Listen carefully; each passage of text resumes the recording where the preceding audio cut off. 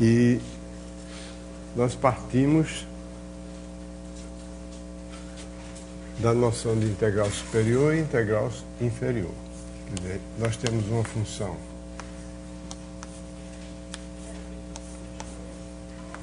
definida num intervalo compacto AB, função essa que é limitada.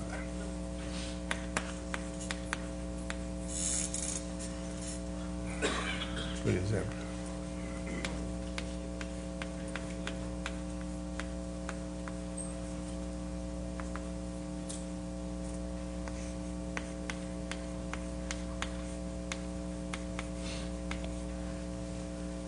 então, nós temos o conceito de partição do intervalo,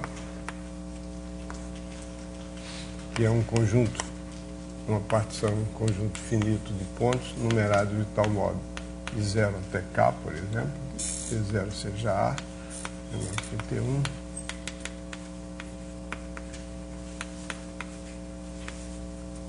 E para cada intervalo da partição,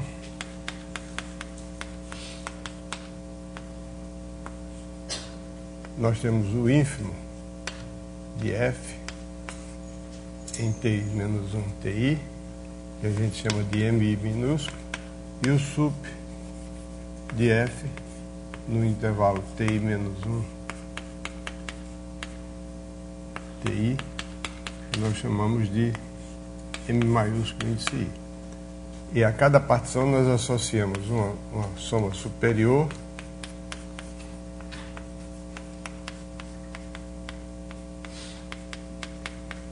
e uma soma inferior.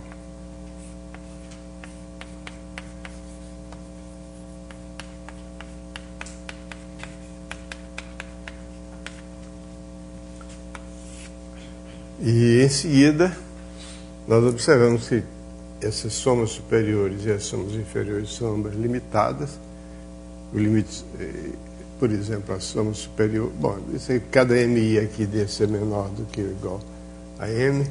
Cada soma inferior é menor do que ou igual à soma superior, e, portanto, a gente pode considerar a integral superior da função no intervalo AB como sendo o ínfimo das somas superiores para todas as partições, e a integral inferior no intervalo AB como sendo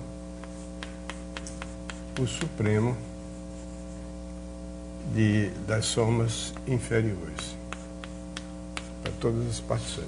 Essa maneira de apresentar a integral é uma maneira bem mais recente do que a maneira tradicional de Riemann e subsequentemente, a de Cauchy. Ela se deve ao matemático francês Gaston Darboux,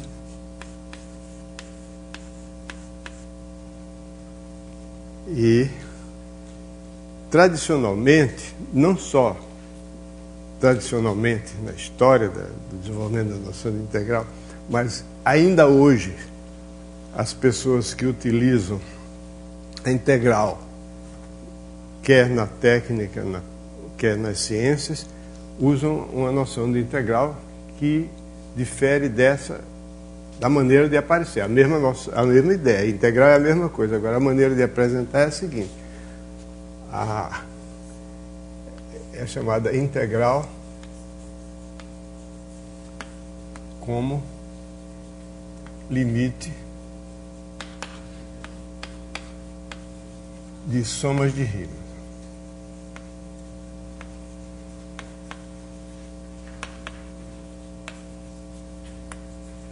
Integral como limite de soma de Riemann. Uma soma de Riemann depende de você selecionar. Para obter a soma de Riemann, em vez das somas inferiores e das somas superiores, a gente toma uma soma intermediária. Quer dizer, em cada intervalo da partição, eu escolho aleatoriamente um ponto. Isso é o que se chama uma partição pontilhada.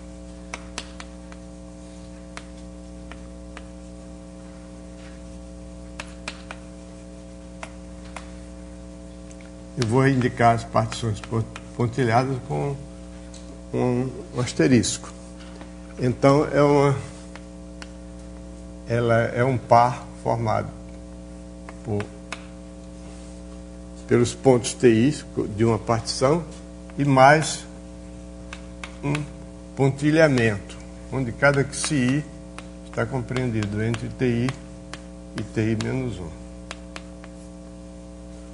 Então, isso significa uma partição pontilhada consiste em pegar uma partição comum e escolher em cada um dos intervalos da partição um ponto. E com isso a gente pontilhou a partição. Uma vez pontilhada a partição, a gente pode considerar a soma de Riemann correspondente.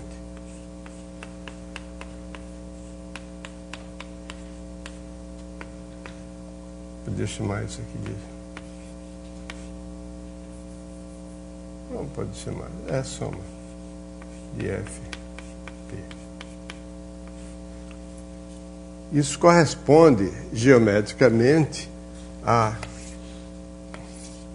quando se tem uma função que se quer, cuja integral se quer obter, em vez de considerar as somas inferiores ou as somas superiores, a gente considera as somas intermediárias. Quer dizer, em cada... fica melhor fazer num intervalo só.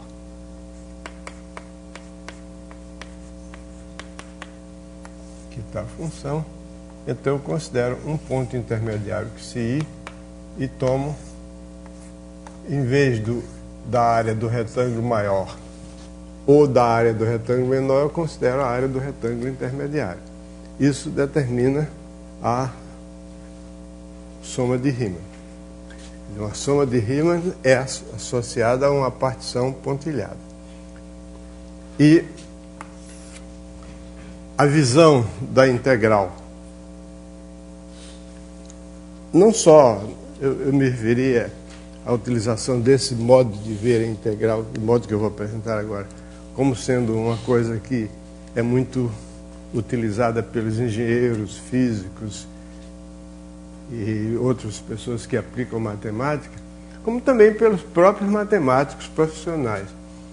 Então, o teorema é o seguinte. Bom, primeiro, vamos lembrar o que é a norma de uma partição.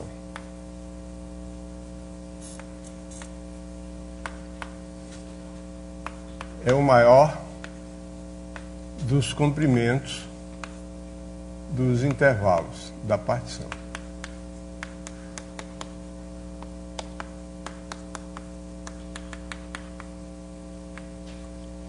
Então, a norma da partição é o maior dos comprimentos dos intervalos. Então, o teorema é o seguinte. A integral, se F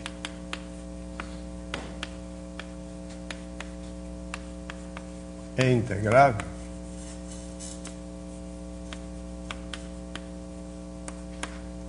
então a sua integral pode ser expressa como limite, quando a norma da partição tende para zero, das somas de Riemann correspondentes a essa partição. O que quer dizer esse limite? Esse limite quer dizer o seguinte, que para todo epsilon maior do que zero, a única maneira razoável de definir esse limite de uma função cuja variável é uma partição. Porque, na verdade, aqui dá a impressão que a variável independente é a norma da partição. Mas com a mesma norma eu tenho diversas partições com a mesma norma. E não só diversas partições, mas mesmo que eu tenha uma partição só, tem diversas formas de pontilhar. Tudo isso é irrelevante. O que está dizendo aqui, o que eu vou dizer, é essa igualdade. Para todo epsilon maior do que zero, existe um delta maior do que zero, tal que, quando a norma da partição é menor do que delta, então a integral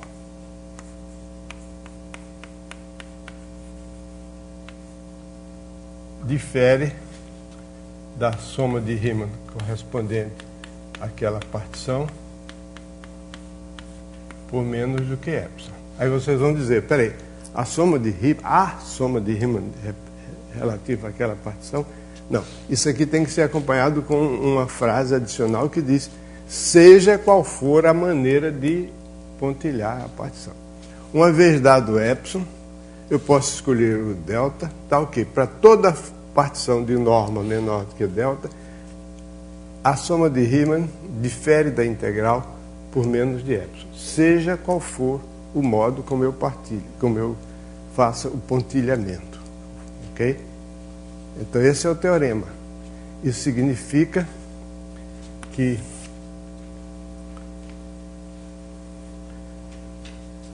isso é a ponte que liga a maneira de Darboux, que é baseada em integral inferior e integral superior, a função é integrável quando as duas integrais são iguais, e a maneira tradicional de Riemann, que se refere a essas somas aí. Tem várias situações em que a definição de integral como limite de uma soma de Riemann se apresenta mais maleável, mais fácil de lidar.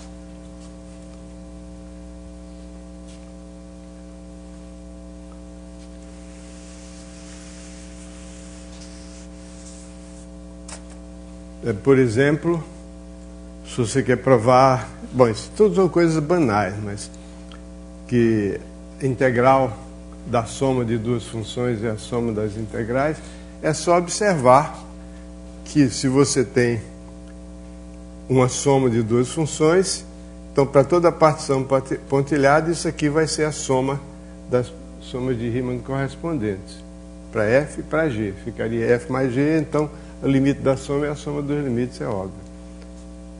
Uma coisa, por exemplo, o teorema fundamental do cálculo, a qual eu não me referi ainda, vamos referir agora. Suponha que você tem uma função, a função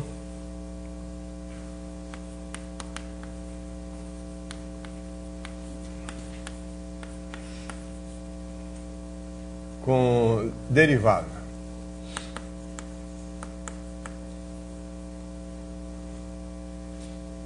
Não, contínua.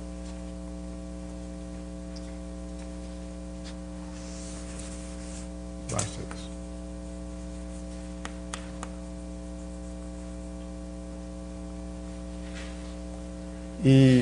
E outra função f derivável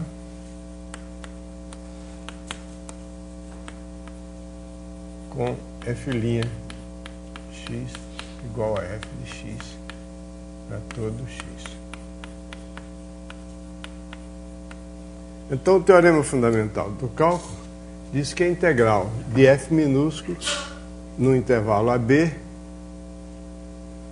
é igual a f maiúsculo de B menos f maiúsculo de A. Esse é o teorema fundamental do cálculo. O teorema fundamental do cálculo diz o seguinte, que a integral de A até B de f de x dx é igual a f de B menos f de A. Essa função f aqui é o que se chama uma primitiva, que significa f é o que se chama uma primitiva. De f minúsculo, quer dizer, que a derivada da primitiva de f é f. É isso que quer dizer. Primitiva é o contrário de derivada, pelo menos nesse caso aí. Então, o teorema fundamental do cálculo é esse aqui, que é um teorema que, como eu mencionei na aula passada, essa igualdade foi para as pessoas que começaram a estudar, a divulgar e desenvolver o cálculo surpreendente, porque relaciona uma derivada com integral, que são duas coisas aparentemente disjuntas. Não é isso? Bom, como é que a gente faz isso? A gente faz o seguinte: a gente considera f de B menos f de A. Aí eu tomo uma partição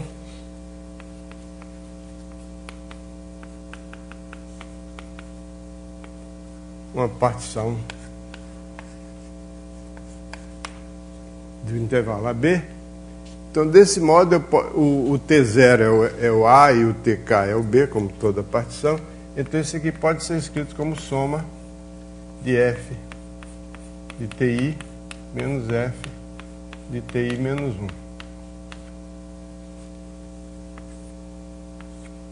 Essa soma de igual a 1 até K. Okay? Aí eu uso o teorema do valor médio. Pelo teorema do valor médio, isso aqui vai ser igual a F' de um ponto intermediário, psi,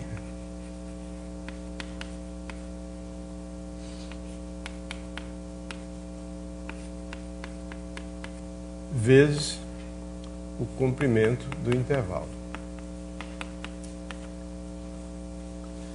Depois eu digo como é que a gente escolhe a partição. Qualquer que seja a partição que eu escolher, o f de B menos f de A é igual a isso. Isso aqui é a soma de Riemann da função f, porque f' é igual a f, certo? F' é uma primitiva, f é uma primitiva, f maiúsculo é uma primitiva de f minúsculo, então fica f de xi ti menos 1. Soma relativamente à partição P. Okay? Soma em relação a I, na verdade. Mas deixa para lá. I igual a 1 até I igual a K. Mas o que é isso aqui? Isso aqui é a soma de Riemann da função f relativamente a uma partição pontilhada P estrela, que é a partição formada pelos pontos TI e pelos pontos intermediários xi. Bom, eu tomei qualquer partição, qualquer que seja a partição, f de B menos f de A se escreve desse modo. Portanto, o f de B menos f de A, se isso é igual para toda a partição, também, em particular, se eu fizesse o limite quando P tende para zero, vai dar o f de B menos f de A. Mas, admitindo que eu provei o teorema de exprimir, o teorema que exprime a integral como limite de soma de Riemann, isso aqui vai dar a integral de A até B de f de x dx, que é o teorema fundamental do cálculo, que está provado no livro de modo completamente diferente. Ok? Então, usando, só para fazer propaganda da integral como limite de soma de Riemann. Alguma dúvida? Se tiver, pergunte. Não, professor. Então, para qualquer partição P, tem como eu escolher um númerozinho em cada intervalo TI menos 1. Então, aqui aquele somatório vai ser exatamente integral. Dá. Então, quer dizer o seguinte, para cada partição P, essa diferença aqui se escreve desse modo em virtude do teorema do valor médio. Então, resumindo a coisa, é o seguinte, f de B menos f de A é igual à soma de Riemann para convenientemente escolhidos os xi, para a soma de Riemann relativamente a qualquer partição que eu pegue. É o que você disse. Qualquer partição P eu posso escolher os xi e tal. De modo que aquela somatória ali vai ser uma soma finita, vai ser exatamente igual ao limite. Não, qualquer que seja. Mas é o que eu insisti aqui. Para todo epsilon existe um delta, tal que isso aqui vale, seja qual for ou quais forem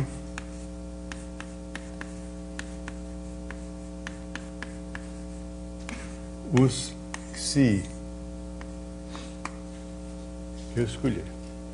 Essa é que é a força uma das forças do teorema. Você pode escolher à vontade, dá no mesmo. Porque não adianta muito você escolher, variar a escolha, porque eles vão ficar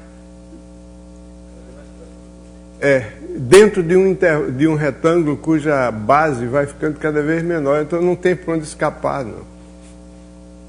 E o problema é que as áreas desses retângulos, né, cada uma delas individualmente tende para zero, porque esses retângulos vão ficando cada vez mais finos.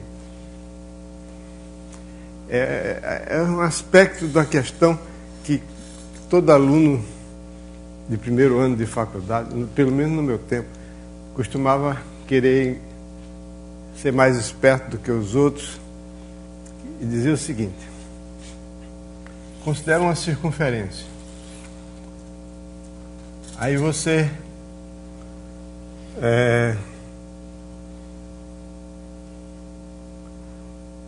coloca dentro dessa circunferência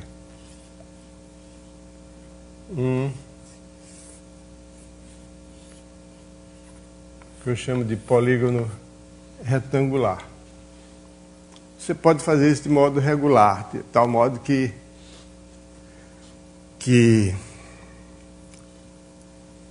o número de lados vai aumentando e eles vão se aproximando mais e mais e mais da circunferência. Mas se você olhar para todos esses polígonos, não é isso que eu queria,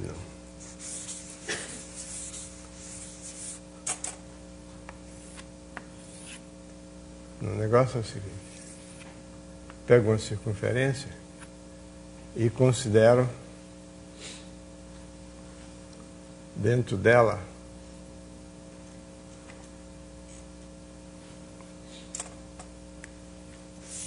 e eu esqueci como era a brincadeira da gente no colégio. Era uma coisa que você tinha o seguinte: você tinha, digamos que eu pego um triângulo retângulo em vez de uma circunferência. Aí eu pego dentro desse triângulo retângulo, eu coloco isso, aí fica melhor assim. Um zigue-zague assim. Aí o comprimento dessa hipotenusa, se esse lado é A e esse é B, o comprimento é raiz quadrada de A2 mais B2. Agora, se eu considerar esse zigue-zague aqui, qual é o comprimento? O comprimento disso é A mais B. Porque você tem os lados verticais e os lados horizontais. Agora, quando eu faço o número de lados desse zigue-zague tender para o infinito, o número de lados tender para o infinito de tal modo que cada um desses lados verticais e horizontais tem comprimento tendendo para zero, então você vai ver que esse zigue-zague tende para o limite, que é essa hipotenusa. Então o comprimento da hipotenusa é o limite dos comprimentos disso aqui, então vai dar A mais B, e não a raiz quadrada de A2 mais B2. Por que eu estou falando nisso? Porque, claro, isso é falso, porque o comprimento de uma curva não é o limite de uma sequência de curvas que tendem para ela. O comprimento não é uma função contínua, é uma função semicontínua inferiormente. Isso é outra coisa. Quando vocês estudarem isso, vocês vão ver em geometria diferencial. O que acontece é o seguinte: a diferença que existe entre área e comprimento é que a área desse polígono aqui, se você chamar de AN, converge para a área do triângulo, mas o lado não converge. Então, o que acontece nesse fato aqui, que os xis podem variar à vontade, é porque o que importa aqui é a área, não importa que os retângulos inscritos sejam diferentes. Se eu puder fazer inscrição de outras coisas diferentes aqui, e daria sempre a mesma área. Se eu considerar a área AN, passar o limite, vai dar a área do triângulo. Mas o comprimento não. Então, estou citando isso porque é bom que vocês pensem nessas coisas. Bom, então é isso aí, só para dar um exemplo de como é que a visão da integral como limite de soma de Riemann, ela permite dar uma demonstração bonitinha do teorema fundamental do cálculo, que não é a demonstração que está aí no livro, mas é muito importante. A gente se diverte mais assim. Bom, e a demonstração disso? Será que é difícil? Não, não tem nada difícil nesse livro. Às vezes eu me atrapalho porque eu sou atrapalhado mesmo. Para escrever um livro desse, cada capítulo eu encho cestas e cestas de papel, que eu escrevo, rasgo, jogo fora, escrevo, rasgo, jogo fora. E aqui eu não posso fazer isso. Ou melhor, já fiz, né? Não dá para rasgar, mas volta atrás. Bom, como é que fica a demonstração daquilo? A demonstração, na verdade, prova algo até mais forte. Não precisa que f seja integrável, ela seja limitada. Então, ela tem um integral superior e um integral inferior. Então, o limite das integrais superiores é integral. O limite das somas superiores é a soma, é a integral superior. E o limite das somas inferiores é a integral inferior. O que quer dizer com isso? Quer dizer o seguinte.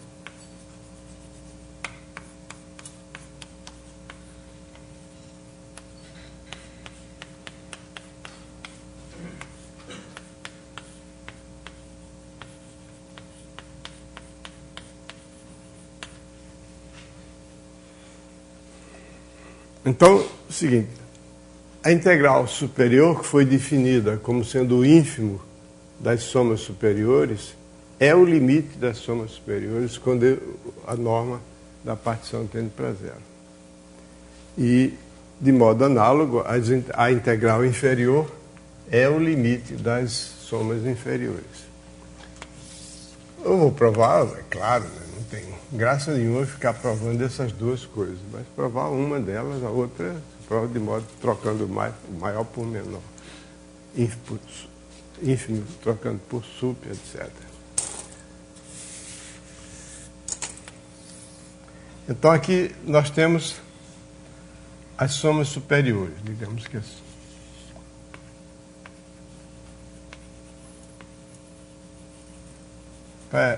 Um diagramazinho para a gente enxergar visualmente, né? Enxergar visualmente é fantástico, né? Você pode enxergar de olho fechado também. Então, tem as somas superiores e aqui a gente tem a integral superior.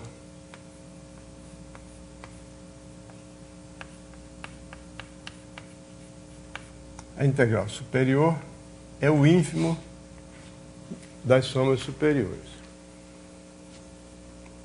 Então eu quero provar isso aqui. Para provar isso, eu tenho que usar a definição do limite. Dado um epsilon maior do que zero, existe um delta tal que, para toda partição de norma menor do que delta, essas duas coisas aqui diferem por menos de epsilon. Mas isso aqui é sempre menor do que ou igual a qualquer soma superior, de modo que basta provar o seguinte. Basta provar que para todo epsilon maior do que zero, existe um delta maior do que zero, tal que para toda partição de norma menor do que delta, então a soma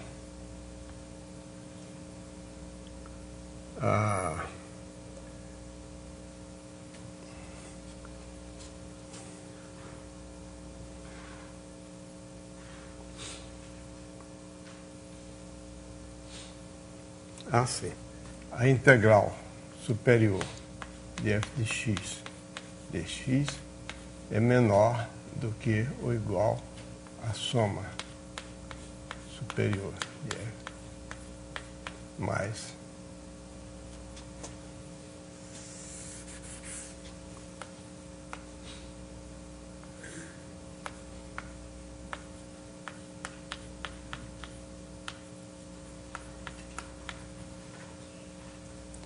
basta provar desse lado. Isso aqui é o limite que eu quero provar.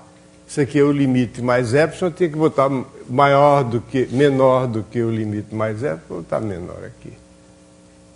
E maior do que esse limite menos epsilon. Mas não precisa botar menos epsilon, porque todas as somas superiores são maiores do que ou iguais à integral superior, porque a integral superior é o ínfimo. Então basta provar esse lado aqui. Para toda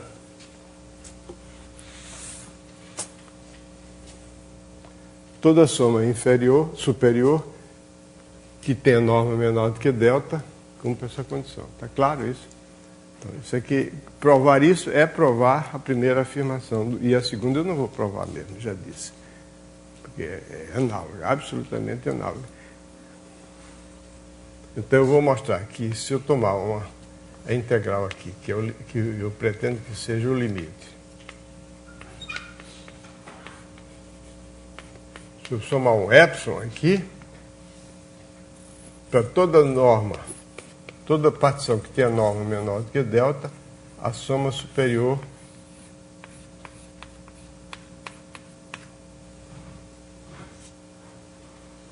vai estar nessa situação aqui. Bom, em primeiro lugar, eu digo assim, existe demonstração. Existe uma partição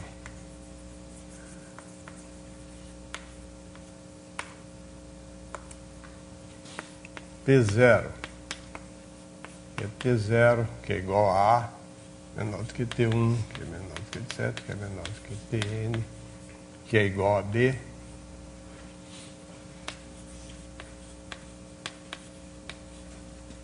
Tal que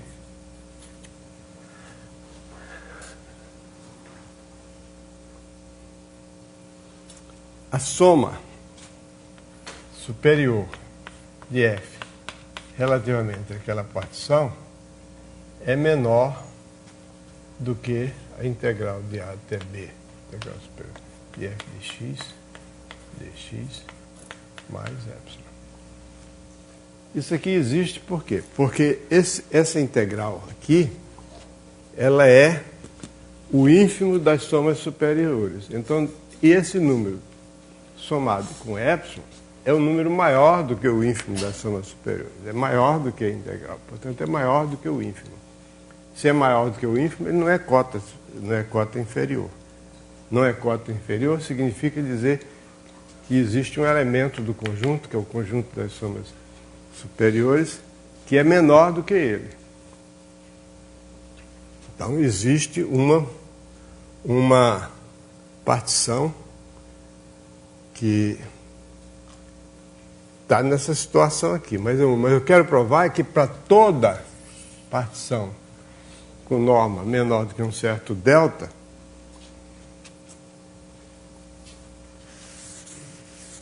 eu vou apagar isso aqui. Vai aparecer logo mais. Ok? Então eu tenho que achar um delta que cumpra essa condição aqui.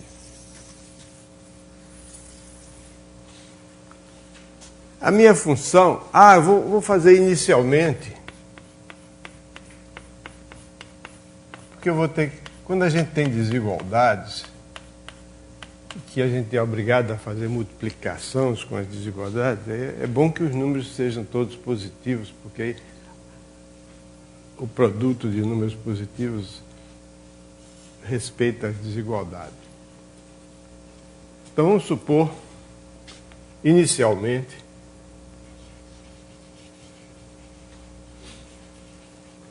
que f é não negativo.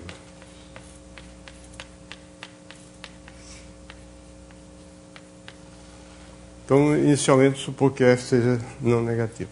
O caso geral se reduz a esse pelo seguinte, porque a minha função é limitada. Cadê? Eu não escrevi. Limitada eu escrevi aqui. F de x está compreendido entre o número m e o número m. Então ele é limitado. Então, somando uma constante c, ela fica positiva. Né?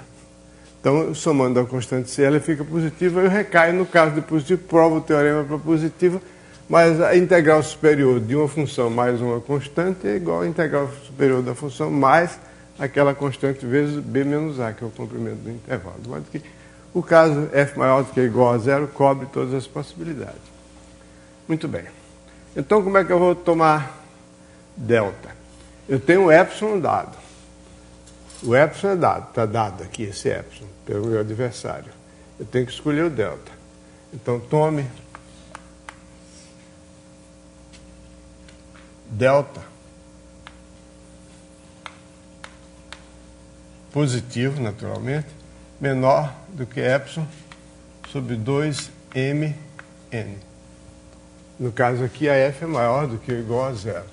E é limitada por cima. Okay? O que é n? N é o número de... Bom, não é bem o número. N menos 1 é o número de intervalos da partição. Não, n é o número de intervalos da partição. Isso aqui é o primeiro intervalo, o segundo, o terceiro, o enésimo.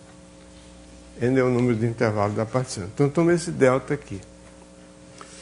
Então, agora, se P é uma partição cuja norma é menor do que delta, então, a soma superior de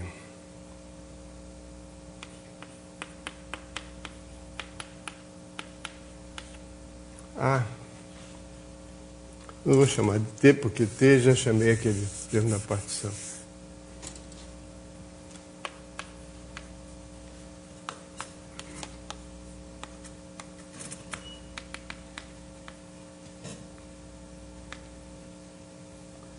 Então a partição tem R agora em vez de T, porque T eu chamei o T aqui. Então essa é a soma superior relativamente a F. Soma superior de F relativamente a essa partição P que tem norma menor do que delta. É igual à soma de MI vezes RI menos 1.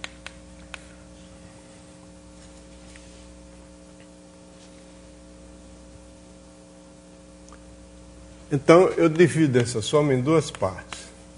Um que eu vou chamar de alfa, vou botar índice alfa nessa parte. E outra que eu vou chamar de beta.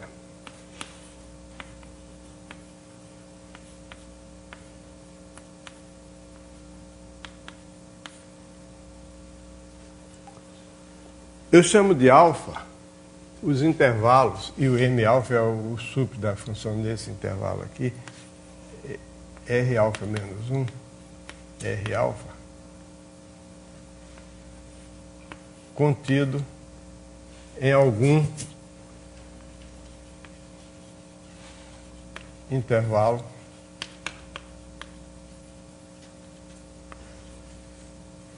de da partição P0. Ok? Deixa eu ver se eu estou fazendo certo ou pisei na bola.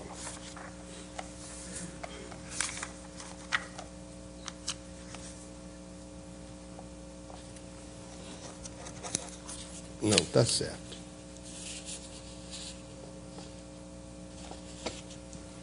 Então, esses são contidos em algum intervalo, digamos, TI-1, TI, da partição P0.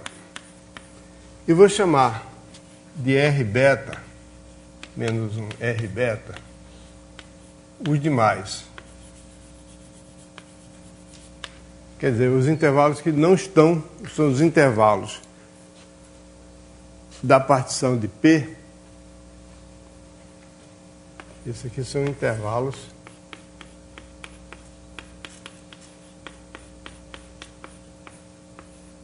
da partição P.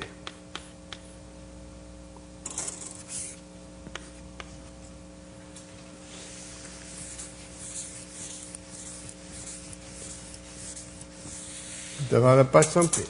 Então, a soma superior de P se exprime assim, desse modo, onde eu decompus, eu separei os intervalos que estão contidos em algum RT e os que não estão contidos. Quer dizer, então é a soma é uma reunião disjunta, os que estão e os que não estão.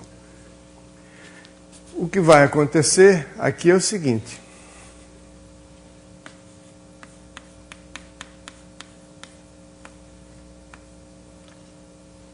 Esses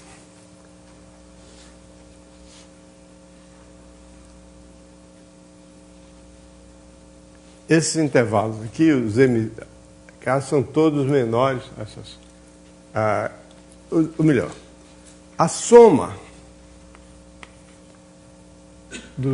desses comprimentos R alfa menos R alfa menos 1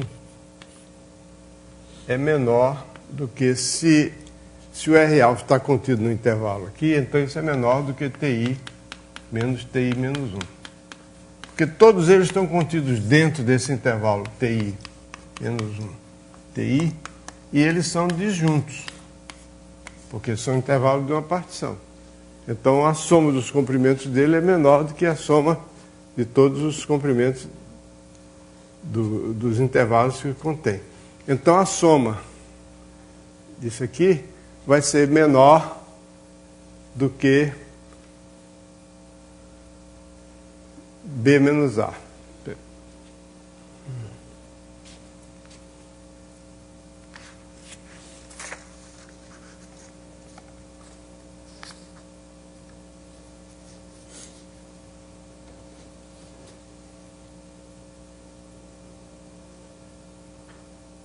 Certo.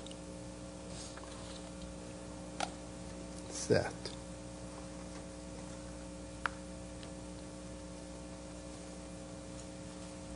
Bom, então, fazendo todos esses intervalos, cada um deles está contido no TI menos 1, então quando você soma os comprimentos vai dar menor do que isso, de modo que essa soma aqui fica menor do que a soma dos MI, TI menos 1.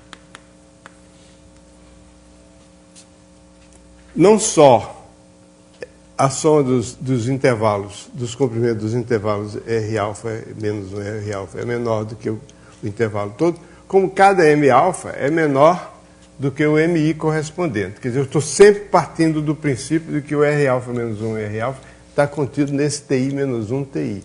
Então, o M alfa, nesse caso, tem que ser menor do que o MI. Quer dizer, o sup da função no intervalo pequeno é menor do que ou igual ao sup da função no intervalo grande que o contém.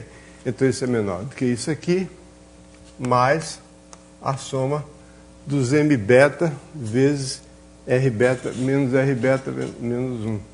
Que isso aqui é menor do que a soma dos M. Todos eles são menores do que M, então aqui é menor do que M vezes a soma do R beta menos R beta menos 1.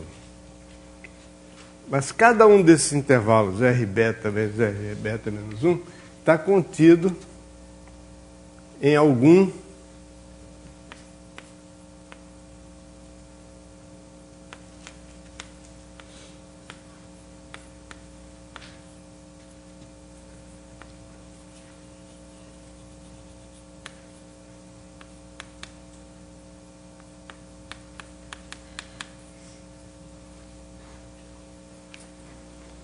Eu nem preciso disso. Eu acho que não preciso disso, não.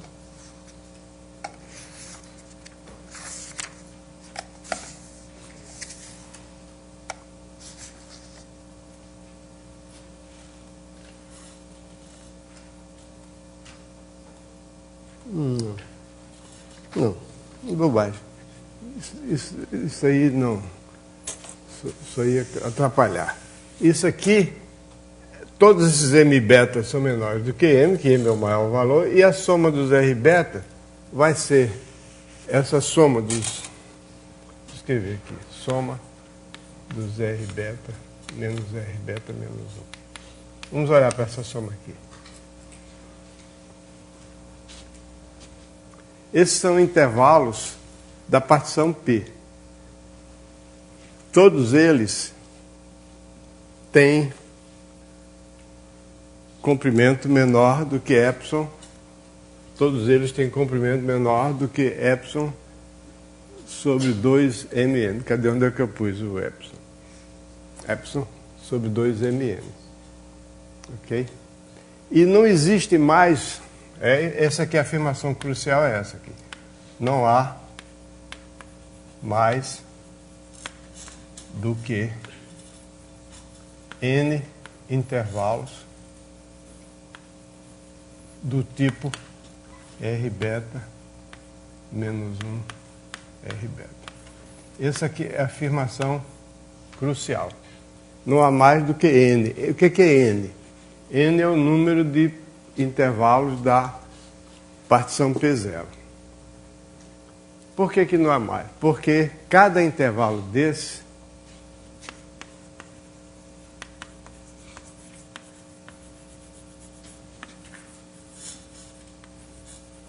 deve conter pelo menos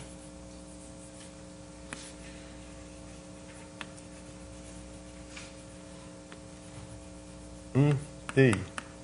O TJ, vou botar TJ. Porque se o intervalo desse não contivesse nenhum TJ, ele estaria contido dentro do intervalo TI menos 1 TI. Se o intervalo desse, dentro dele, não tivesse nenhum desses T's aqui, ele teria que ter um TI menos 1 aqui e um TI, porque ele está contido.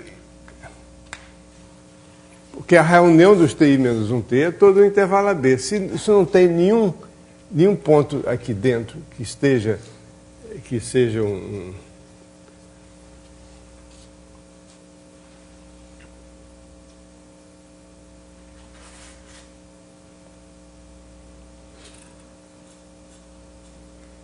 ele estaria contido inteiramente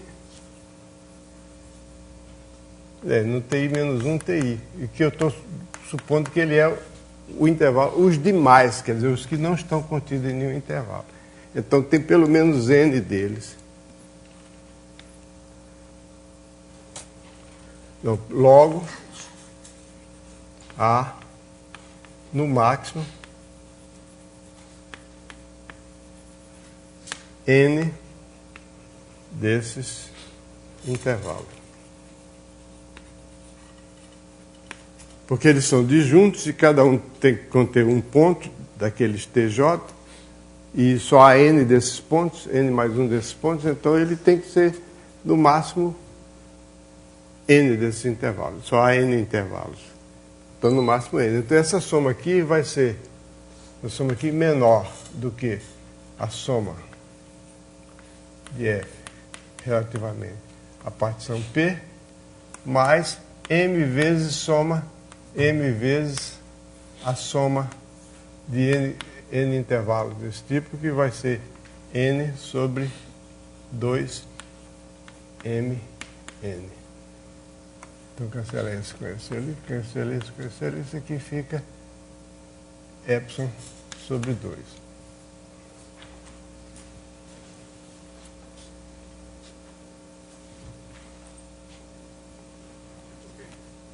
Espera aí.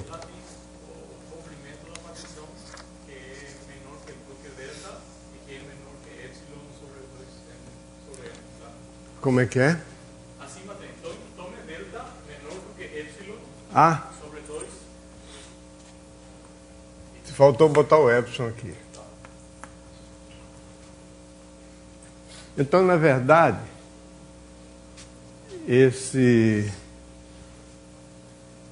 tem um epsilon sobre 2 que está faltando aqui, considerar.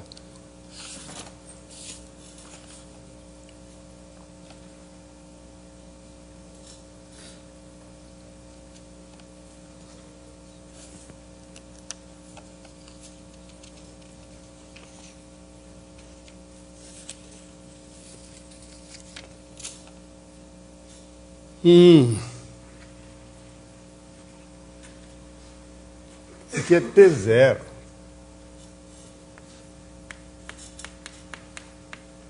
Isso aqui é menor do que T0, porque os TIs são os pontos de divisão da partição P0, então isso é P0. Agora essa, por sua vez, cumpre isso aqui. Ok? Muito bem, agora está certo.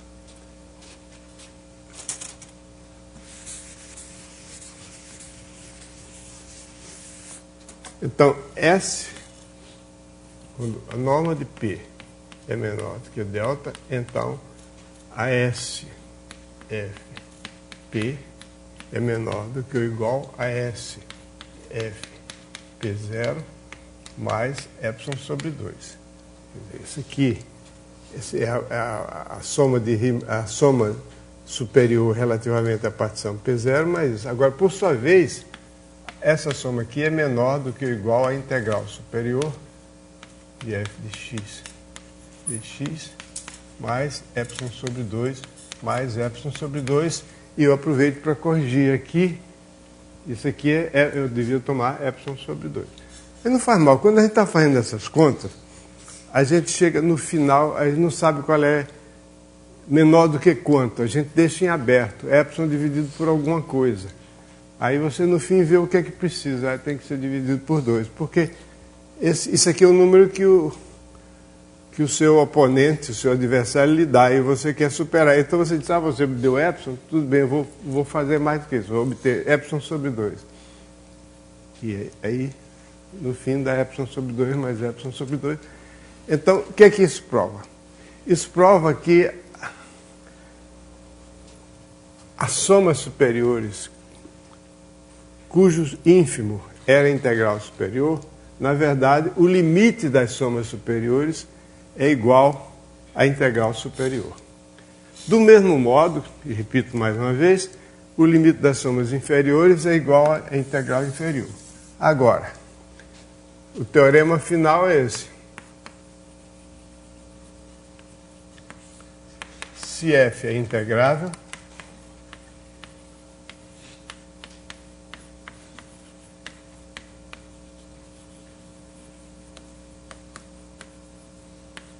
então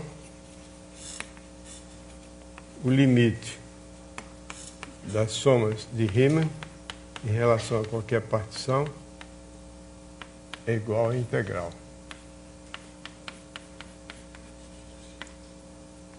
Limite quando a norma da partição tende para zero. Bom, vocês já imaginaram por que isso é verdade. É verdade pelo seguinte, porque quando você toma qualquer pontilhamento, a soma de Riemann da função f relativamente a uma partição é menor do que ou igual à soma superior de f de p e maior do que ou igual à soma inferior de f de p. Porque a soma de Riemann envolve um ponto intermediário entre ti menos 1 e ti. E o valor da função nesse ponto é menor do que ou igual ao valor do sup e maior do que ou igual ao valor do inf. Então, vale isso. Então, isso aqui, quando p tende para zero, a norma de p tende para esse aqui tende para a integral inferior, esse aqui tende para a integral superior. Se f é integrável, essas duas coisas são iguais, então isso aqui está no meio, tem que ser igual aos dois, que são os dois limites, é o sanduíche. Ok? Agora, vale a recíproca que eu não pus aqui, porque a recíproca é interessante e é útil também, mas não é tão interessante como isso. Eu estava escrevendo um livro que eu queria que tivesse 150 páginas, mas terminou ficando com mais de 150, mas não é para ficar muito grande, não. Então, se vocês quiserem ver a demonstração da recíproca, tem duas referências. Uma é no livro Curso de Análise, volume 1, está ali demonstrado com a recíproca, é um livro bem mais, tem o dobro de páginas desse aqui ou mais. E outra referência é no volume 2 dessa coleção aqui, da Análise Real, que também é um livrinho pequeno. Só que no volume 2 é feito para funções de n variáveis, mas quem faz n igual a 1, fica tudo certo. Só a demonstração do volume 2 aqui é mais simples, mais direta, mais objetiva do que a demonstração antiga que eu fiz há séculos atrás. Então, depois a gente termina aprendendo a fazer as coisas de modo mais objetivo. A vida ensina. Bom, então, a integral como limite de soma de Riemann. Outra coisa que eu pretendo contar para vocês hoje é uma condição geral de integrabilidade, que é um teorema devido ao matemático francês Henri Lebesgue, sobre o qual eu já me referi aqui antes, que ele aperfeiçoou a ideia do seu conterrâneo Émile Borel, que definiu a noção de integral que é mais ampla do que a noção de integral de Riemann, no sentido de que admite como é possível definir a noção de integral para funções que não são integráveis a Riemann e que são integráveis a Lebesgue.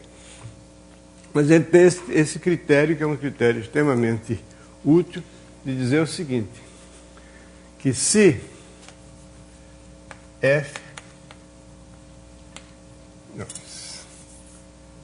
se os pontos de descontinuidade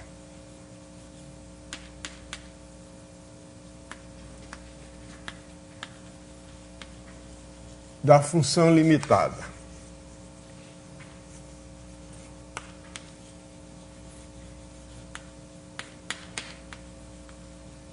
f de AB em R formam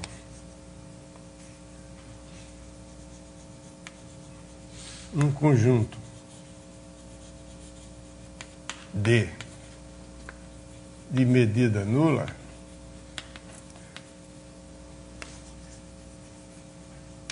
então F é integrável. Beleza, teorema lindo, só que eu não disse o que é medida nula, né? O que é um conjunto de medida nula? Então, eu preciso dizer o que é um conjunto de medida nula.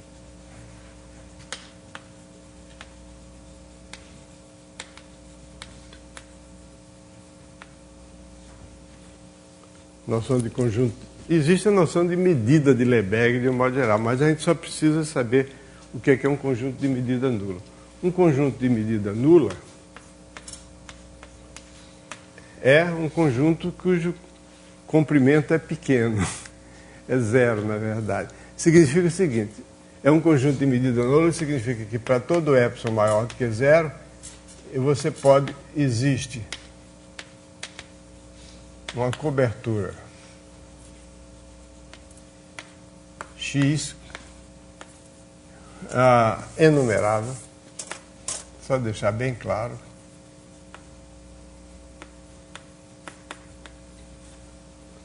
X por intervalos abertos e K tais que a soma dos comprimentos dos IK é menor do que epsilon. Eu vou representar. Se, por exemplo, se um intervalo I é AB, ou AB fechado, aberto, tanto faz. Esse símbolo I entre barras verticais significa B menos A. Isso é o comprimento do intervalo, B menos A. Ok, isso aqui é um conjunto de medida nula. É quando ele pode ser colocado dentro de uma reunião enumerável, pode ser finita ou infinita, mas é enumerável, cuja soma dos comprimentos, se for infinita, aquela soma é uma série, é menor do que epsilon. Qualquer que seja epsilon dado é menor do que epsilon. Isso dá uma ideia de que o conjunto é realmente não se estende muito. O exemplo, todo conjunto finito, evidentemente, tem medida nula, porque você pega um conjunto finito, você põe cada um dos seus pontos dentro do intervalo. Por exemplo, se o conjunto tem n elementos, você põe cada um dos seus pontos dentro do intervalo de comprimento epsilon sobre n, ou epsilon sobre 2n, aí a soma dos comprimentos desse intervalo vai ser epsilon sobre 2.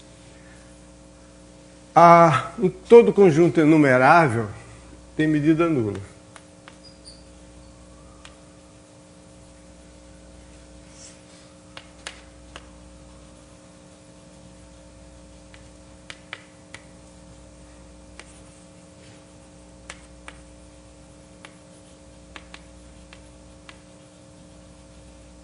Porque se você tem um conjunto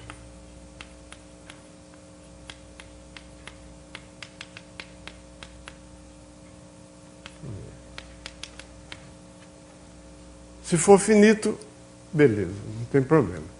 Então eu ponho cada um desses xk aqui dentro de um intervalo xk. Para todo epsilon maior do que zero, para dizer que o conjunto tem medida nula, você tem que começar com um epsilon. Para todo xk, você coloca o xk dentro do intervalo xk menos epsilon sobre 2 elevado a k, xk mais epsilon sobre 2 elevado a k. Ou melhor, 2 elevado a k mais 1. 2 elevado a k mais 1.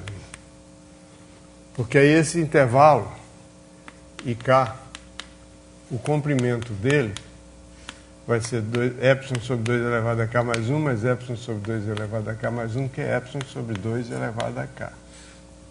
Ok? O comprimento desse intervalo é epsilon sobre 2 elevado a k. Então, esse x vai estar contido na reunião desses intervalos ik. E a soma dos ik é a soma da série epsilon sobre 2 elevado a k, que toda criança sabe. Se você começar a somar 1/2, depois 1/4, depois 1/8, depois 1/16, etc., dá 1.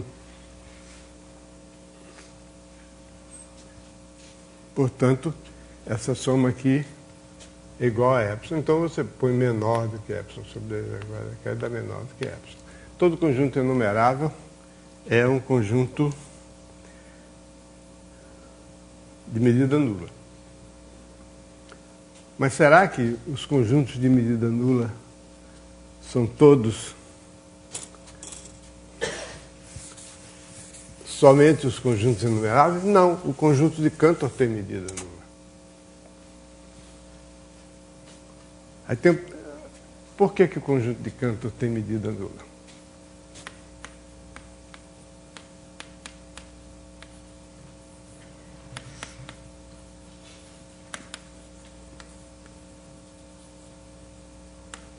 Se lembra como é que o conjunto de Cantor é construído, né? Você pega o intervalo 0,1, na primeira etapa você elimina o terço médio aberto do intervalo 0,1. Então sobram 2 intervalos de comprimento 2/3.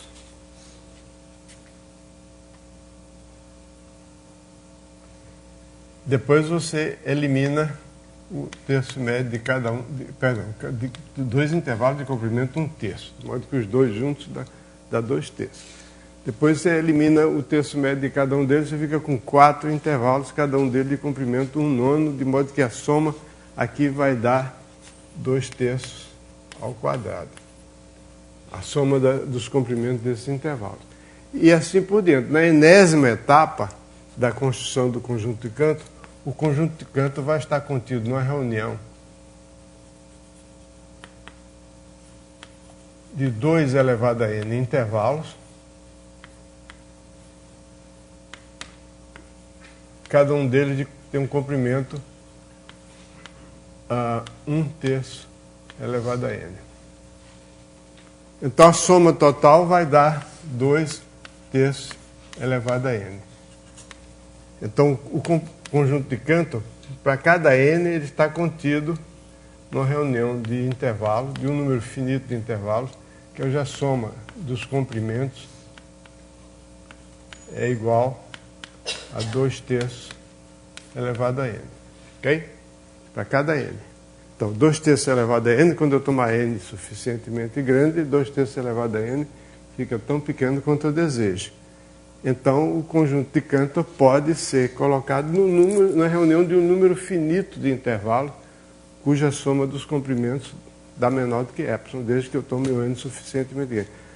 Só que vocês devem ter percebido que eu fiz uma jogada ilegal, que esses intervalos aqui não são abertos. Eu estipulei na definição que os intervalos deviam ser abertos. Então, você pode botar aberto, fechado, do jeito que você quiser. O que acontece é o seguinte: se você põe aberto, é porque você está mais ou menos indicando que você está com vontade de, mais cedo ou mais tarde, usar o teorema de Borel-Lebesgue. Toda cobertura aberta tem uma subcobertura finita. Mas se você não admitir fechado, você vai se complicar um pouquinho aqui no conjunto de Cantor e outros parecidos. Então, a solução é a seguinte: mostrar que se eu definisse conjunto de medida nula usando fechados, intervalos fechados, ou não, tanto faz, contanto que eles sejam limitados. Basta que sejam limitados. Ok? Acreditam em mim ou não? Não precisa acreditar em mim. Vocês estão aqui para não acreditarem em mim, né? Então, o que eu quero dizer é o seguinte: na definição, resumindo, na definição de conjunto de medida nula, nós utilizamos intervalos abertos a fim de estar em condições sempre de usar o teorema de Borel-Lebesgue sempre que for necessário. Mas se em vez de intervalos abertos eu tomar intervalos limitados,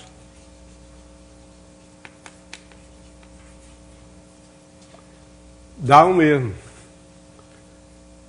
O resultado é o mesmo. Os conjuntos têm medida nula segundo uma definição, se somente se tem medida nula segundo a outra definição. Por quê? Porque se eu tenho x está contido na união de intervalos limitados, só ser aberto, fechado, ou então aberto de um lado, fechado do outro, tanto faz, com a soma dos comprimentos desse intervalo menor do que epsilon, para todo epsilon maior do que zero, você pode fazer isso, então x tem medida nula.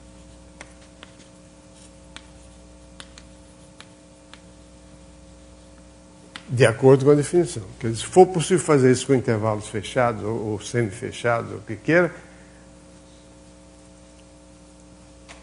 o conjunto será também possível fazer com intervalos abertos.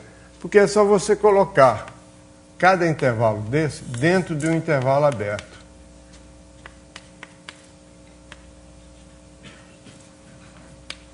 Você pode colocar todo intervalo limitado dentro de um intervalo aberto um pouquinho maior. Afasta um pouquinho para cá, um pouquinho para lá. De tal modo que esse intervalo seja menor, o comprimento dele seja menor do que esse, mais epsilon sobre 2 elevado a k. Aí eu ponho o intervalo. O primeiro intervalo eu ponho no intervalo que é ele mais epsilon sobre 2. Então eu vou botar epsilon sobre 2 elevado a k mais 1. A soma de todas vai dar epsilon sobre 2. Se eu botasse epsilon elevado sobre 2 elevado a k, a soma seria epsilon sobre 2, né? Não, tá bom. Não, seria epsilon sobre 2 elevado a... Seria uma soma, né? Vai dar epsilon sobre 2. Então, o que vai acontecer é o seguinte, aqui a soma. Então, eu vou continuar tendo o x contido na união do zk, com mais razão ainda, porque o zk... E a soma dos comprimentos do zk é menor do que epsilon sobre 2. Não precisa de epsilon sobre 2, não. Basta que seja epsilon.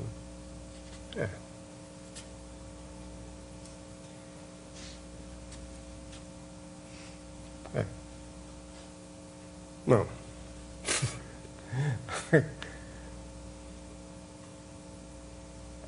Vai dar epsilon agora sim. Se botar epsilon sobre 2, mais o que eu tenho, que é comprimento do zk, vai ser a soma dos comprimentos do jk mais a soma dos epsilon. A soma dos epsilon vai dar epsilon sobre 2.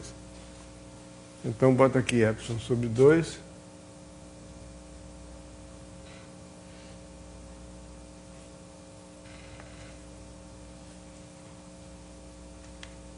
Sei lá. Então, isso justifica o uso do intervalo fechado. Tanto faz. Então, aqui resta o teorema, que é o teorema de Lebesgue.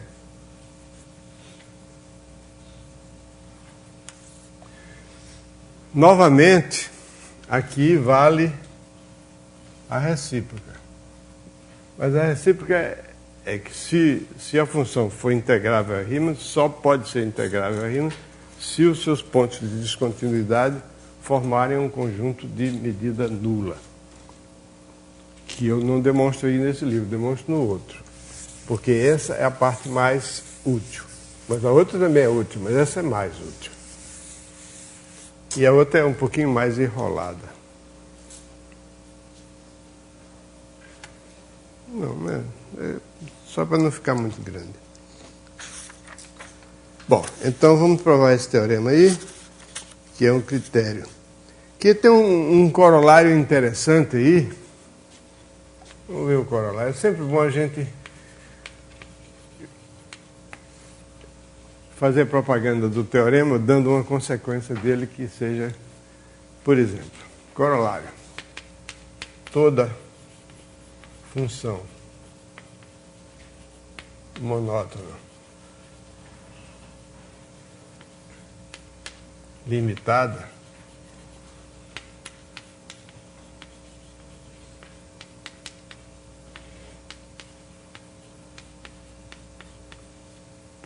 é integrável. Por quê? Porque toda função monótona, suas possíveis descontinuidades são o que a gente chama às vezes de descontinuidade de primeira espécie. Quer dizer,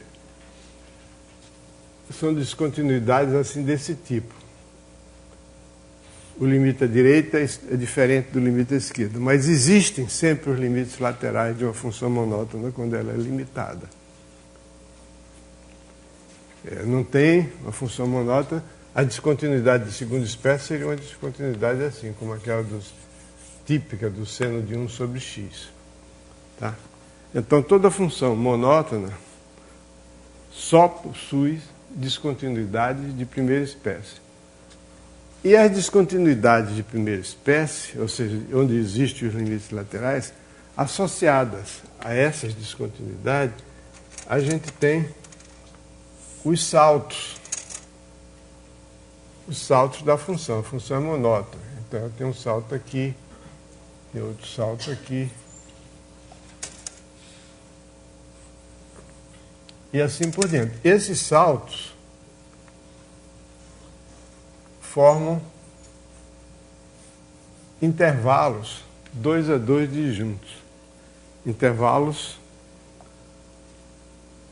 podia considerar o salto aberto, é até melhor, que aí ficam intervalos abertos 2 a 2 disjuntos.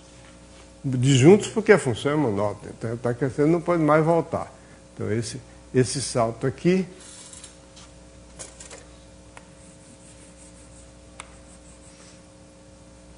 esse salto aqui, que esse aqui, não tem nada em comum com esse outro.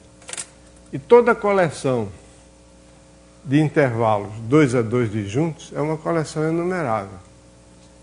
Porque se você tem intervalos 2 a 2 disjuntos, intervalos não degenerados, intervalos nelos. Então você escolhe dentro de cada um deles um número racional, conjunto dos números racionais enumeráveis, então isso acabou. Não pode ter mais do que isso. Não pode ter mais intervalos do que números racionais. Porque dentro de cada intervalo eu posso escolher pelo menos um número. Claro, eu escolho uma infinidade de números racionais, mas basta pegar um. Então ele não tem mais elementos do que o conjunto dos números. Então toda função monótona, seus pontos de descontinuidade formam um conjunto enumerável, portanto um conjunto de medida nula. Ok? Muito bem. Então isso é uma consequênciazinha simples e interessante. Tem também um exemplo um pouquinho mais difícil de verificar, que é o seguinte: tem uma função famosa nos exemplos, que é uma função, digamos, do intervalo 0, 1, assim, f de p sobre q é igual a 1 sobre q2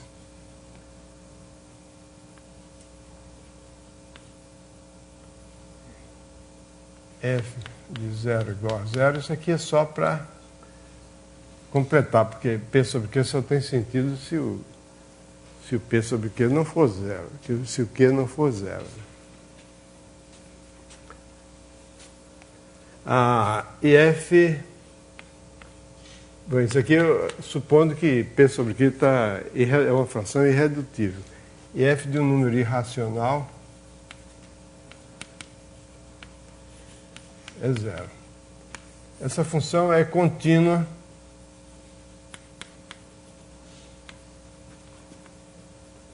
nos racionais e descontínua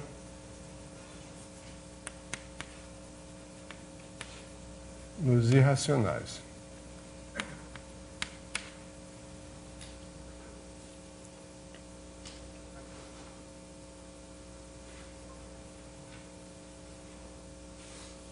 Não, é o contrário. Não, a função não pode ser descontínua no conjunto dos números irracionais. Não, tem que ser assim. Porque quando...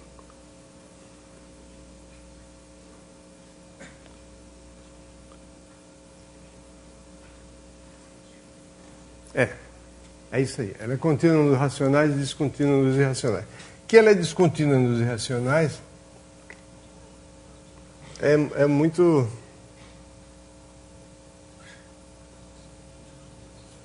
Agora me atrapalhei. Quando chega essa hora eu começo a ficar com a cabeça meio embrulhada.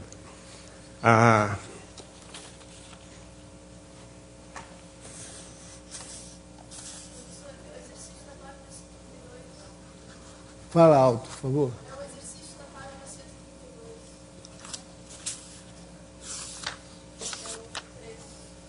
Muito obrigado.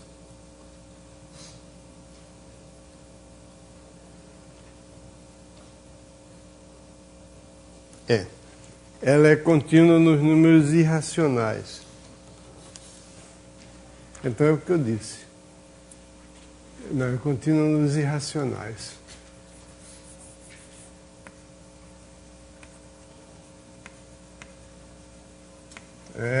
Eu tinha dito errado. Descontínua nos racionais. Está resolvido aí no livro, eu espero, né? Contínua nos irracionais, porque se você pega um número irracional, ele pode ser limite de uma sequência de racionais ou de uma sequência de irracionais ou de misturados dois. Se tiver uma quantidade infinita de racionais, os denominadores têm que ficar muito grandes. Você não pode aproximar um número irracional por um racional que tem denominador pequeno. Porque aí, se você for aproximar, não vai dar menor do que o 1 sobre aquele denominador. Agora, então, os racionais têm que ter denominador, se você tem um irracional, limite de racionais, esses racionais têm que ter denominadores tendendo para o infinito, portanto, o valor da função vai tender para zero ali. Agora, se você pega um número racional, o valor dele é esse aqui. Todo número racional, não sei se vocês já prestaram atenção a isso, todo número racional é limite de uma sequência de números irracionais. Você pode ter um monte de números irracionais tendendo para ele. Né? É fácil de ver isso. Né? Só você pegar o número racional R e somar 1 sobre n raiz de 2. Isso aqui é um número irracional, é um racional mais um irracional da irracional, e isso aqui vai tender, quando n tende para o infinito, isso é um número irracional que tende para o número racional R. O número racional pode ser limite de números irracionais. Então essa função aqui, essa função f é integrável.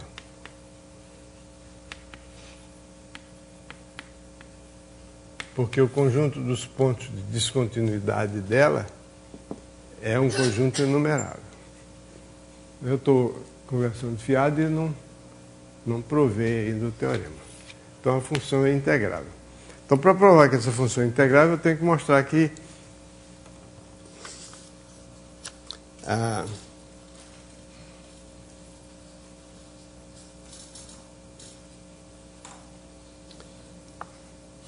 sim. Então eu tenho o conjunto D dos números dos pontos de descontinuidade, por hipótese, esse conjunto tem medida nula. Então, dado um epsilon maior do que zero, existe uma cobertura de D por intervalos, tal que a soma dos comprimentos desse intervalo é menor do que epsilon dividido por alguma coisa que eu ponho depois.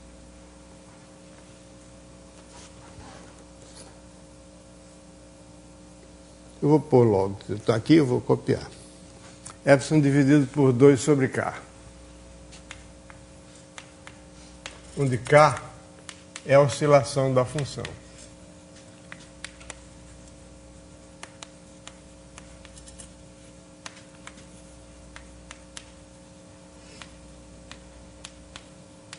M maiúsculo é o sup e M minúsculo é o ínfimo, e a função vai no máximo igual a M maiúsculo e no mínimo igual a M minúsculo. Então, isso aí é a oscilação. Então, eu tomo uma cobertura por intervalos abertos, de tal modo que a soma dos comprimentos desse intervalo, que pode ser um número infinito de intervalos, a soma dos comprimentos é menor do que epsilon sobre 2 elevado a K. Agora, para cada x pertencente a D menos D, quer dizer, para cada ponto do intervalo onde a função é contínua, seja J de x um intervalo de centro x tal que a oscilação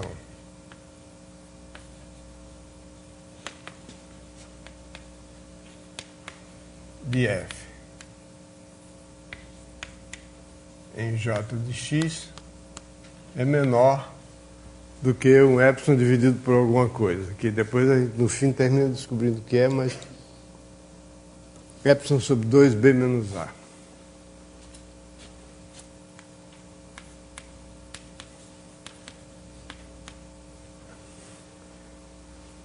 Então, eu tenho o seguinte, eu quero ver qual é a soma, seja para cada partição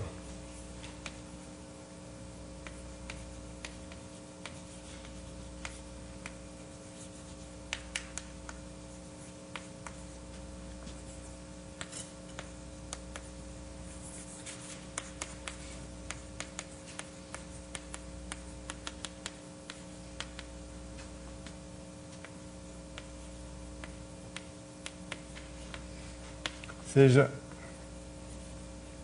ômega I, a oscilação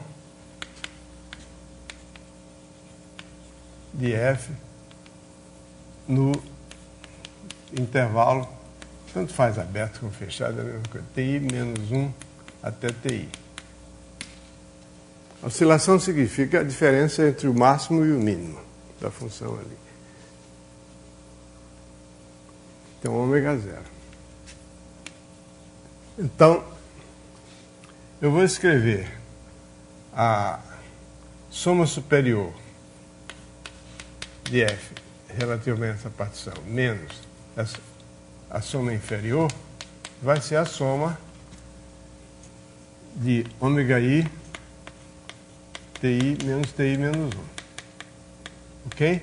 É só fazer a subtração e botar os TIs em evidência. Então fica isso aqui.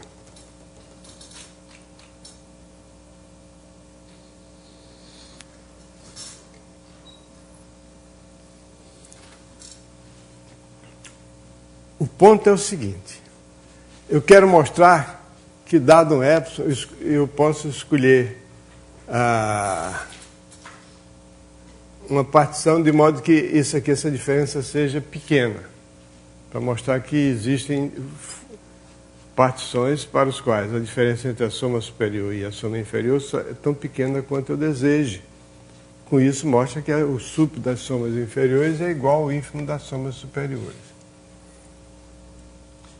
Essa diferença se decompõe, essa diferença aqui, que é uma soma de produtos assim, se decompõe em dois tipos. Há dois tipos de produtos aqui. Eu quero que essa diferença seja pequena. Quero escolher um P de tal modo que essa diferença seja pequena. Essa diferença é uma soma de parcelas. Cada uma dessas parcelas é um produto de dois números.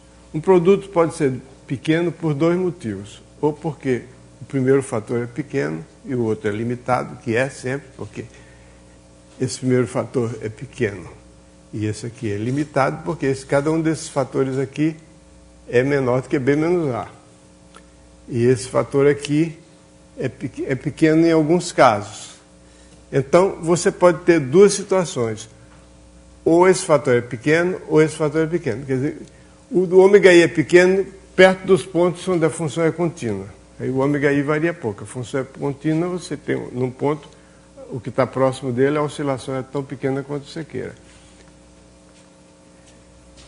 E esse aqui, nos pontos em que a função é descontínua, você não tem ômega I pequeno. Mas acontece o seguinte, esses pontos formam um conjunto de medida nula. Então essas somas aqui, a soma desses intervalos, são comprimentos de intervalos. São intervalos cuja soma dos comprimentos é pequena. Se eu separar dessa forma. Ok? Então essa que é a ideia. Por que o teorema de Lebesgue é verdadeiro? É verdadeiro por isso, porque essa soma aqui, você decompõe assim, em soma, que eu vou chamar de alfa, ômega alfa, T alfa, menos T alfa menos 1. Esses alfa menos 1, alfa I menos 1, alfa menos 1, T alfa menos 1. T alfa é o intervalo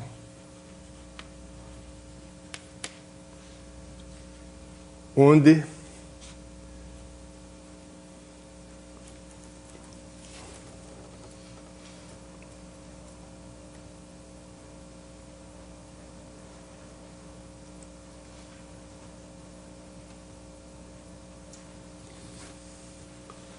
sim. Esse intervalo contido em algum IK. E T beta menos 1, T beta, é intervalo, os demais.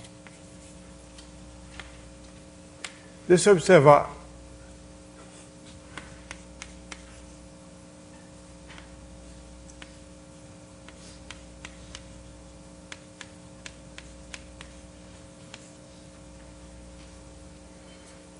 Deixa eu observar o seguinte, que o intervalo AB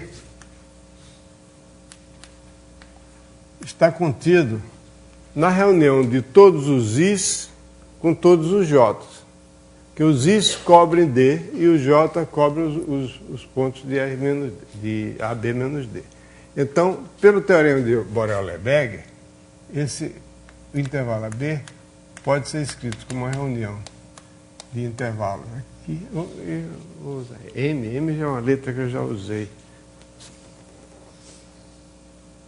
Não faz mal não. M foi usado aqui, mas já era, não tem mais necessidade. O quê?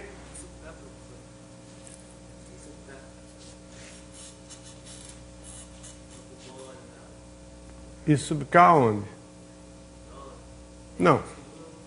Eu retiro um número finito de intervalo.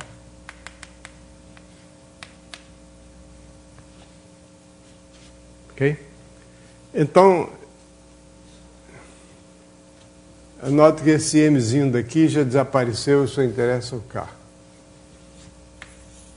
Então, não tem confusão nenhuma com esse M aí. Então, pelo teorema de Borel-Lebesgue, eu posso cobrir o intervalo AB como uma reunião de um número finito de intervalos abertos. Os IM são aqueles que definem o fato de que o D tem, o conjunto dos pontos de descontinuidade tem medida nula. E os J são os intervalos que cobrem os pontos onde a função é contínua. Então, eu chamo de T-alfa menos 1, T-alfa, os intervalos estão contidos em algum IK. IK é variável. Okay? E chamo de T-beta os demais. O que acontece é o seguinte,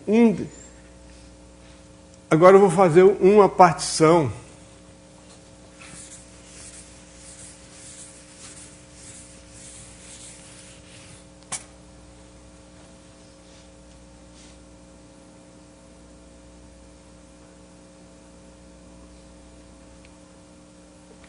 eu me referi aqui a uma partição genérica. Essa P é uma partição qualquer só para explicar o significado disso aqui. Mas eu vou tome uma partição P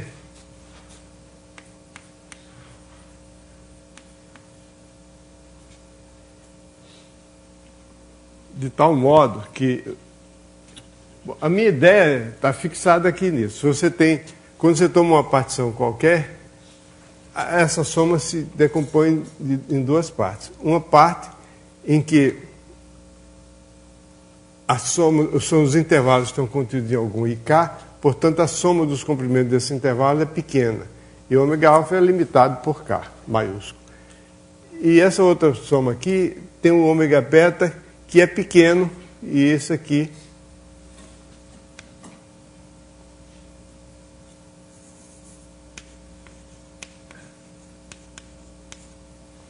então tem dois tipos de soma, que são pequenas por motivos diferentes. Uma é pequena porque o primeiro fator é pequeno e a outra é pequena porque o segundo fator é pequeno.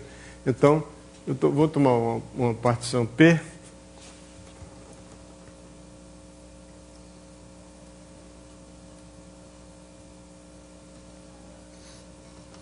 Como é que eu vou tomar P? Formada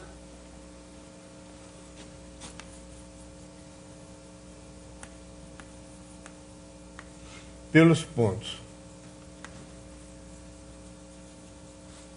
A, B e os extremos dos intervalos I, R e J, S, sei lá, intervalos I e intervalos J contidos em AB. Os extremos é que estão contidos, não são os intervalos. Os extremos contidos em AB.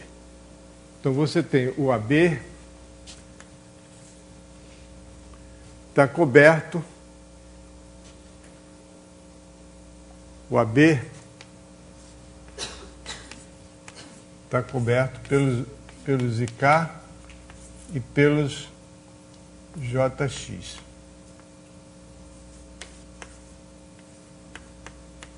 Ok? Então, são intervalos abertos, que cobrem o AB. É claro que esses intervalos passam do AB. Não são obrigados a ficarem dentro do AB. Quer dizer, o intervalo aberto não passam, não, porque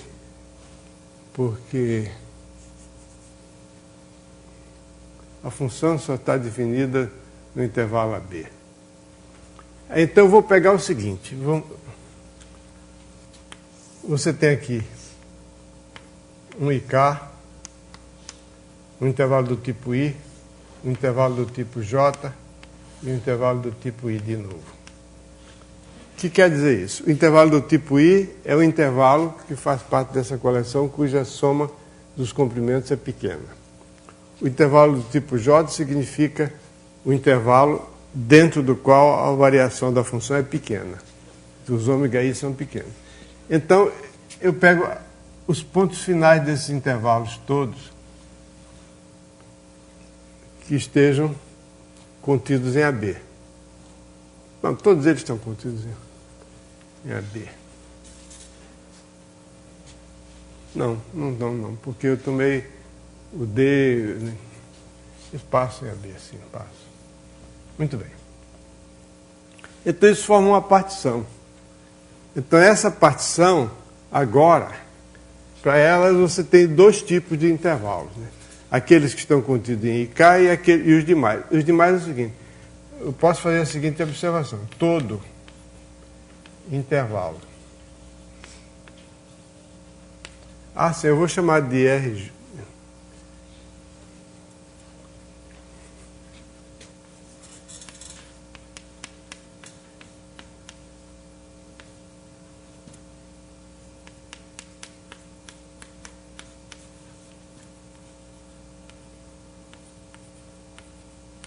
Vou chamar de R para não confundir, porque eu tinha uma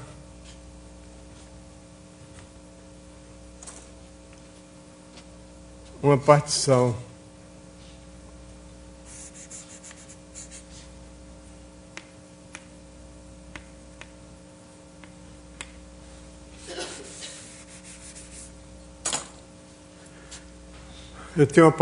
e essa diferença se exprime assim, dessa soma.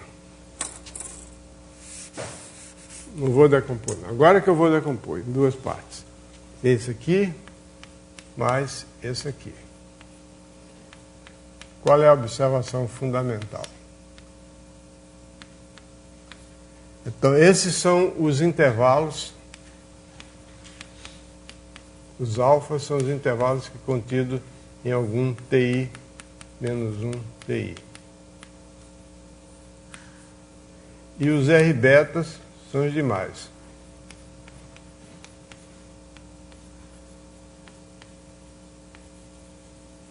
Demais, quer dizer, aqueles que não estão contidos aí. Então, você tem essas duas somas aqui. O que vai acontecer é o seguinte. Por que eu vou decompor desse modo? Porque todo intervalo desse, seja R alfa ou R beta, que contém algum, ou melhor, todo ponto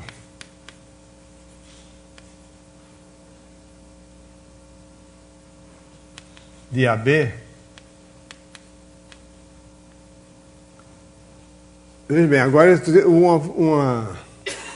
eu tenho uma partição, que é essa partição aqui. Esse P é formado por esses pontos, que são os pontos extremos dos intervalos I e dos intervalos J. É bom ter em mente esse diagramazinho aqui. Então, você tem essa soma desse tipo. Então, esse aqui vai ser os ômega alfa. Todos os intervalos R alfa está contido em TI menos 1 TI, significa que... não. Desculpe. Em algum intervalo do tipo I. Algum IK. Perdão. Porque esses são os intervalos cuja soma dos comprimentos é menor do que 2K. Então, esses são os intervalos que estão contidos em algum IK, e esses aqui são os demais, quer dizer, os que não estão contidos em algum IK. Então, aqui nessa soma, você tem que, na primeira parcela, vai ser menor do que K.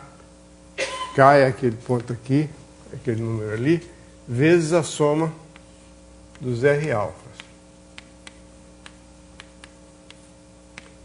Esse aqui é menor do que epsilon sobre 2b menos a vezes a soma dos R beta.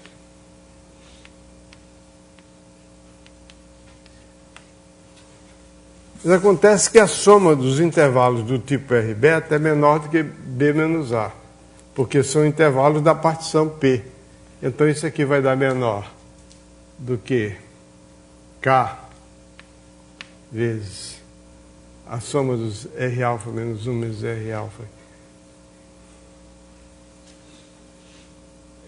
Então, intervalos, todos eles estão contidos em IK, então vai dar menor do que K vezes epsilon sobre 2K. Ok? Essa parte aqui da K é sobre 2K. E a segunda parte da epsilon sobre 2b menos a vezes a soma. Isso aqui, de qualquer modo, essa soma vai dar menor do que b menos a. Então, dá menor do que epsilon. Ok? Então existe, para cada epsilon, existe uma partição P, tal que essa diferença aqui é menor do que epsilon. Consequentemente, o ínfimo desses números é igual ao sup desses números aqui. Então, a função é integrável. No fim da aula, eu sempre fico cansado. Então, com isso, a gente termina praticamente esse capítulo, porque as coisas que eu deixei de lado, vocês podem ver sozinhos. Tem a definição de logaritmo, tem uma noção de... Eu posso falar sobre isso na próxima aula. Eu quero continuar, chegar no desenvolvimento em série e questão de convergência de série de funções, que são fundamentais. Vocês agora vão ter aula de monitoria, né? Não, só quarta-feira, né?